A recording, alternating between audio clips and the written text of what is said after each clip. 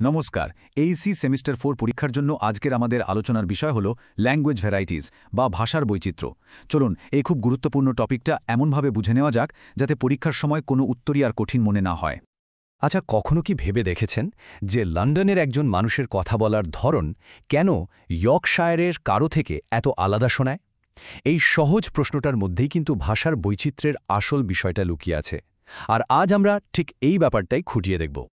তো আজকের আলোচনায় আমরা কি দেখব? প্রথমে জানব ভাষার বৈচিত্র্য জিনিসটা কি।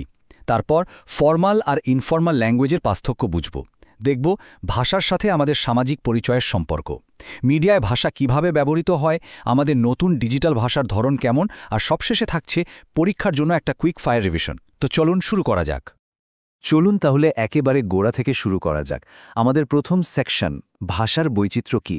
প্রথমেই আমাদের এটা বুঝতে হবে যে ভাষা কিন্তু একটা স্থির বা একরকম জিনিস নয়, এর অনেকগুলো রূপ আছে, আর সেগুলোকেই আমরা একসঙ্গে বলি ভাষার বৈচিত্র্য। ভাষা তো আসলে আমাদের যোগাযোগের একটা মাধ্যম, তাই না? কিন্তু এটা কিন্তু সব জায়গায় বা সব সময় একরকম থাকে না। ধরুন, জায়গা, সমাজ আর পরিস্থিতি, এই তিনটে জিনিসের ওপর ভিত্তি করে ভাষা ক্রমাগত বদলাতে থাকে। এই কারণগুলোই ভাষার মধ্যে বিভিন্ন বৈচিত্র্য তৈরি করে। ভাষার বৈচিত্র্যের মধ্যে যেটা সবচেয়ে সহজে চোখে পড়ে সেটা হলো ডায়ালেক্ট বা আঞ্চলিক ভাষা। খুব সহজ করে বললে, কোনো মানুষ কোথা থেকে এসেছেন তার উপর নির্ভর করে ভাষার যে রূপটা তৈরি হয় সেটাই ডায়ালেক্ট। এতে তার উচ্চারণ, শব্দভাণ্ডার, এমনকি গ্রামারেও বেশ পার্থক্য দেখা যায়।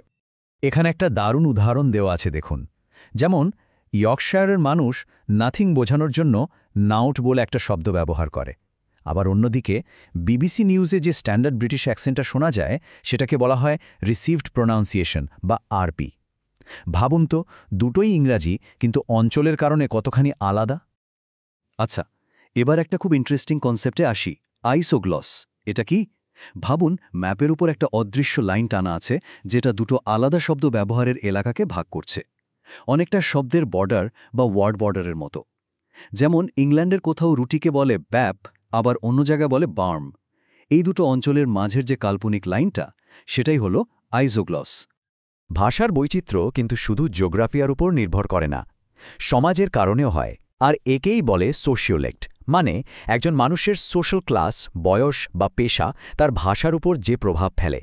যেমন ধরুন, টিনেজারদের নিজেদের কথা বলার একটা ধরন আছে, আবার ডাক্তারদের নিজস্ব কিছু টার্মস আছে। এগুলো সবই কিন্তু সোশিওলেক্টের দারুণ উদাহরণ। এরপর আসছে রেজিস্টার। রেজিস্টার মানে হলো পরিস্থিতি অনুযায়ী ভাষার ব্যবহার পাল্টে ফেলা। যেমন ধরুন, আপনি যখন চাকরির ইন্টারভিউ দিচ্ছেন তখন যেভাবে কথা বলবেন, বন্ধুদের সাথে আড্ডার সময় নিশ্চয়ই সেভাবে বলবেন না। ভাষার এই যে পরিস্থিতি অনুযায়ী পরিবর্তন, একেই বলা হয় রেজিস্টার। চলুন এবার রেজিস্টারের সবচেয়ে গুরুত্বপূর্ণ দিকটা নিয়ে আলোচনা করা যাক, ফর্মাল বনাম ইনফর্মাল ভাষা। এটা কিন্তু শুধু পরীক্ষার জন্য নয়, আমাদের রোজকার জীবনেও ভীষণ দরকারি একটা বিষয়। স্ক্রিনে দেখুন পার্থক্যটা কত পরিষ্কার। ফর্মাল বা আনুষ্ঠানিক বাক্যটা বিজ্ঞাপিত পদটি সম্পর্কে অনুসন্ধানের জন্য আমি লিখছি। এটা একটা চাকরির অ্যাপ্লিকেশনের জন্য একদম পারফেক্ট। আর ইনফর্মাল বাক্যটা আপনার পোস্ট করা চাকরিটা নিয়ে কিছু জানতে চাই, এটা বন্ধুর সাথে মেসেজে কথা বলার মতো। দুটোই ঠিক, কিন্তু ব্যবহার হবে একদম আলাদা পরিস্থিতিতে। পরীক্ষার জন্য এই টেবিলটা কিন্তু খুব ভালো করে মনে রাখতে হবে। দেখুন, ফর্মাল ল্যাঙ্গুয়েজের টোন হয় ভদ্র এবং অবজেক্টিভ, শব্দগুলো হয় একাডেমিক, আর গ্রামারের নিয়ম খুব কড়াভাবে মানা হয়। অন্যদিকে ইনফর্মাল ল্যাঙ্গুয়েজ হয় বন্ধুত্বপূর্ণ, শব্দগুলো হয় আমাদের প্রতিদিনের কথ্য ভাষা, আর গ্রামারও অনেক বেশি ফ্লেক্সিবল। সোজা কথায়, প্রফেশনাল জায়গায় ফর্মাল আর ব্যক্তিগত আলাপে ইনফর্মাল। কিন্তু প্রশ্ন হল, সঠিক ভাষারীতি বেছে নেওয়াটা এত জরুরি কেন? কারণ এটা আমাদের পেশাদারিত্ব ফুটিয়ে তোলে, ভুল বোঝাবুঝি কমায়, এমনকি সাংস্কৃতিক সংবেদনশীলতাও প্রকাশ করে। সঠিক জায়গায় সঠিক ভাষা ব্যবহার করে কর্তৃত্ব বা বন্ধুত্ব দুটোই তৈরি করা যায়।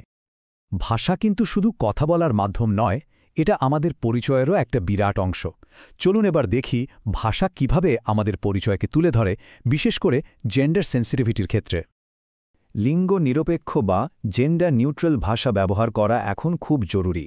এর জন্য মাত্র 3টে সহজ স্টেপ মনে রাখলেই হবে। প্রথমত, পুলিশম্যানের বদলে পুলিশ অফিসারের মতো নিউট্রাল জব টাইটেল ব্যবহার করা। দ্বিতীয়ত, লিঙ্গ নিয়ে যে কোনো স্টেরিওটাইপ বা মন্তব্য এড়িয়ে চলা। আর তৃতীয়ত, যখন বক্তার লিঙ্গ জানা নেই তখন হি বা শি এর বদলে একবচনে দে ব্যবহার করা। এবার আমরা দেখব আধুনিক মিডিয়াতে ভাষা কিভাবে ব্যবহৃত হয়। মানে সাংবাদিকতা থেকে শুরু করে সোশ্যাল মিডিয়া সব জায়গাতেই কিন্তু ভাষার একটা বিশেষ রূপ দেখতে পাওয়া যায়। জার্নালিজম বা সাংবাদিকতার ভাষার কিছু নির্দিষ্ট বৈশিষ্ট্য আছে যেগুলো পরীক্ষার জন্য অবশ্যই মনে রাখতে হবে, যেমন খুব আকর্ষণীয় হেডলাইন, সবচেয়ে জরুরি খবরটা সবার আগে দেওয়া, একটা নিউট্রাল টোন বজায় রাখা, আর ব্রেকিং নিউজ বা এক্সক্লুসিভের মতো শব্দ ব্যবহার করা। এই শিরোনামটা দেখুন, উপকূল জুড়ে ঝড়ের তাণ্ডব। এটা সাংবাদিকতার ভাষার একটা পারফেক্ট উদাহরণ। শব্দগুলো বেশ নাটকীয় আর সংক্ষিপ্ত, যা পাঠকের মনোযোগ এক মুহূর্তে কেড়ে নেয়। আর সোশ্যাল মিডিয়ার ভাষা তো একদম অন্য জগতের। এখানে ছোট ফর্ম বা অ্যাব্রিভিয়েশনস যেমন OMG, BRB, হ্যাশট্যাগ আর ইমোজির প্রচুর ব্যবহার হয়। এখানের ভাষা খুব দ্রুত বদলায় আর ভীষণভাবে ব্যক্তিগত অনুভূতির প্রকাশ ঘটায়। স্ক্রিনে যেটা দেখছেন সেটাই আজকে ডিজিটাল কমিউনিকেশনের একটা জলঝন্ত ছবি। আমরা একদম শেষ এবং খুব গুরুত্বপূর্ণ একটা টপিকে চলে এসেছি। সেটা হলো নতুন যুগের ডিজিটাল ভাষার প্রভাব। এর যেমন কিছু সুবিধা আছে, তেমনি কিছু চ্যালেঞ্জও আছে, যা নিয়ে পরীক্ষায় প্রায় প্রশ্ন আসে। নতুন ডিজিটাল ভাষার এই 4টে প্রধান চ্যালেঞ্জ মনে রাখতে হবে। 1. অতিরিক্ত ইনফর্মাল ভাষা ব্যবহারের ফলে ফর্মাল লেখার দক্ষতা কমে যাচ্ছে। 2. টেক্সট মেসেজের টোন বোঝা যায় না বলে ভুল বোঝাবুঝি বাড়ছে। 3. ইনফরমেশন ওভারলোড আর ফেক নিউজের সমস্যা। আর সবশেষে দ্রুত কমিউনিকেট করতে গিয়ে আমরা অনেক সময় স্পষ্ট করে কিছু বলার কথা ভুলে যাই। বেশ, আমরা প্রায় পুরোটা কভার করে ফেলেছি। এবার চলুন একটা ছোট্ট কুইজের মাধ্যমে দেখে নেওয়া যাক আমরা কতটা শিখলাম। পরীক্ষার ফাইনাল রিভিশনের জন্য তৈরি তো? প্রশ্নটা মন দিয়ে পড়ুন। ম্যাপের উপর সেই কাল্পনিক রেখা যা ভাষাগত এলাকাগুলোকে আলাদা করে তাকে কি বলে? একটু ভাবুন তো, উত্তরটা কি হতে পারে? আমি কয়েক সেকেন্ড সময় দিচ্ছি। সঠিক উত্তর হল খ, আইসোগ্লস। কারণ এটাই হলো সেই শব্দ সীমান্ত বা ওয়ার্ড বর্ডার যা ভাষাগত পার্থক্য চিহ্নিত করে। আশা করি এই পুরো আলোচনাটা পরীক্ষার প্রস্তুতিতে আপনাদের অনেক সাহায্য করবে। মনে রাখবেন, ভাষা শুধু কিছু নিয়মকানুনের সমষ্টি নয়, এটা জীবন্ত আর সবসময় বদলাচ্ছে। আমাদের চারপাশের এই পরিবর্তনকে বুঝতে পারার মধ্যেই ভাষার আসল মজাটা লুকিয়ে আছে। পরীক্ষার জন্য অনেক অনেক শুভকামনা।